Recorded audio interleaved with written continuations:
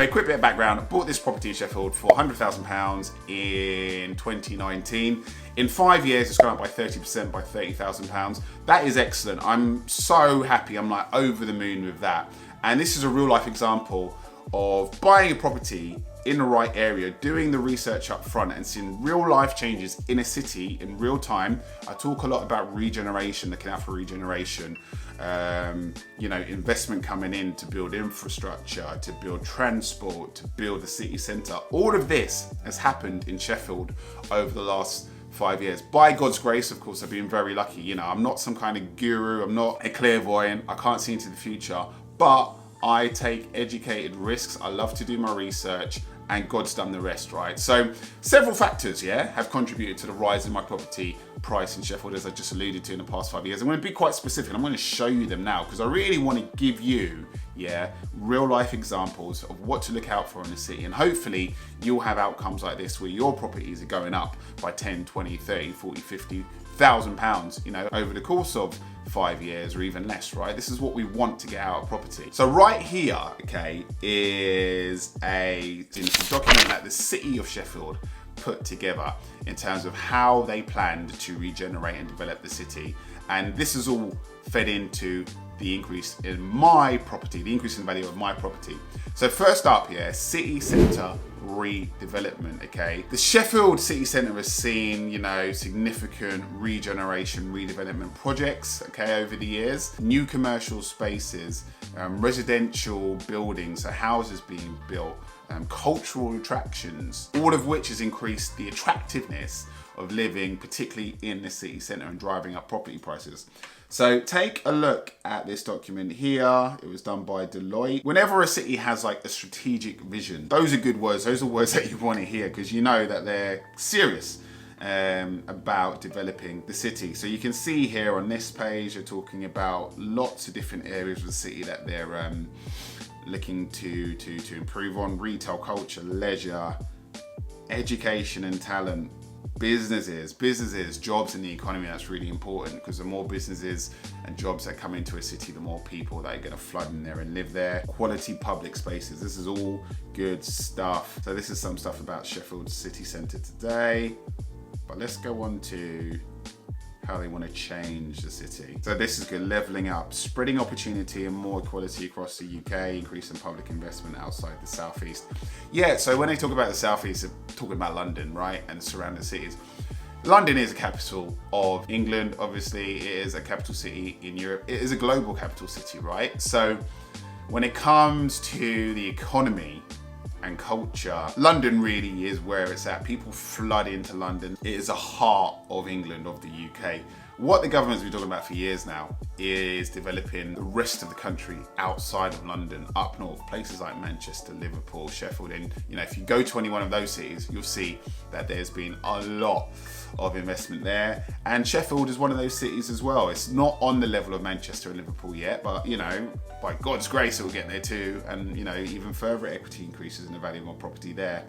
But they're talking about leveling up, digital. So broadband, all that good stuff, agile working. And this is a really kind of like summary of what they're doing. So 3.7 billion of economic activity generated in the city by 2030, 7,000 new jobs, 250,000 square foot of shops and leisure spaces. That's businesses coming into the city, rising wages, creating jobs, lifting the affluence of people there, and that usually raises the value of property in the city. 420 new homes, 500,000 square foot of workspace.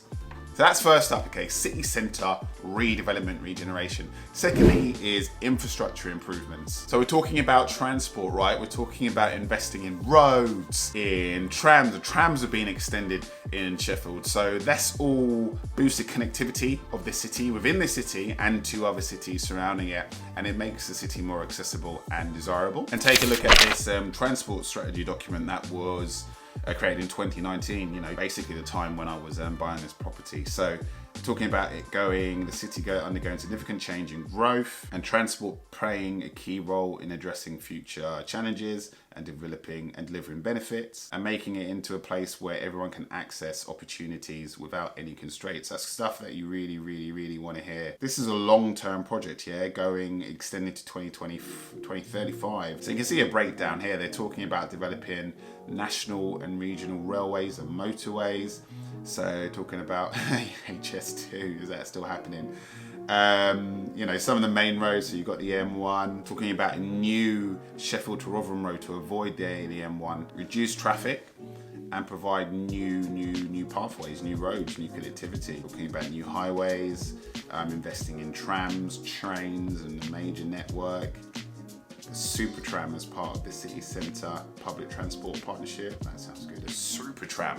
What is a super tram? I want to ride that. Mass transit corridors, buses and bikes. That's always good to reduce the carbon footprint. Clean air zones.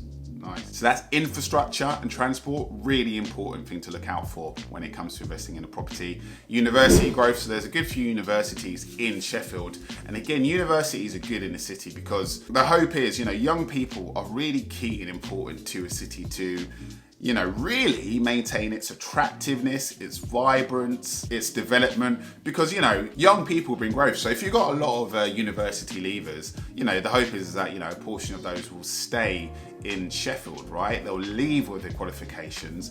You know, when you get a university education, you tend to earn more throughout the course of your life. So you've got a pool, okay, of resource there that's going to attract businesses, right? And those people go into jobs in the city, they earn high wages, they buy houses, they settle in a city, and the property price goes up over time, the city grows. That's, you know, a good thing. So universities are a good thing. And the university in Sheffield is very attractive, right? I've been past university plenty of times. Really vibrant, looks great, good news for the city. And then we talked about, you know, we've also talked about the cultural and leisure stuff. So we saw in that document, you know, talking about theatre, culture, creative spaces, right?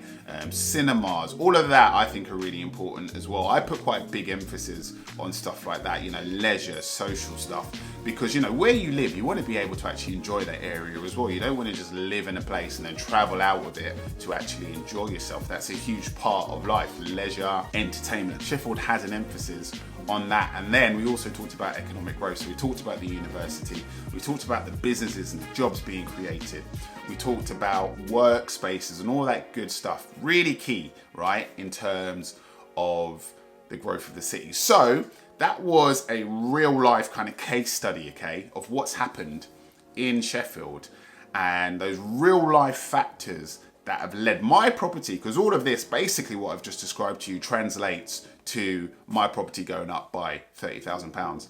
And look for these elements. Go back through this video, note these down, and look for those elements wherever you're looking to invest. And if those elements are present where you're looking to invest, that is good news, guys. That is good news. Your property in that city is going to be more likely to go up in value than not. Thank you for watching. This year I'm making a video every month to answer any questions that you have for me. So whether you want to know whether you should invest in a limited company or in your own name, whether you should buy a flat or a house, what is the best way to get started in property, or who my barber is, just let me know. You can ask me in the comment section below, on Instagram, on TikTok, and I'll make a video dedicated to your questions. Like and subscribe, and thanks for watching.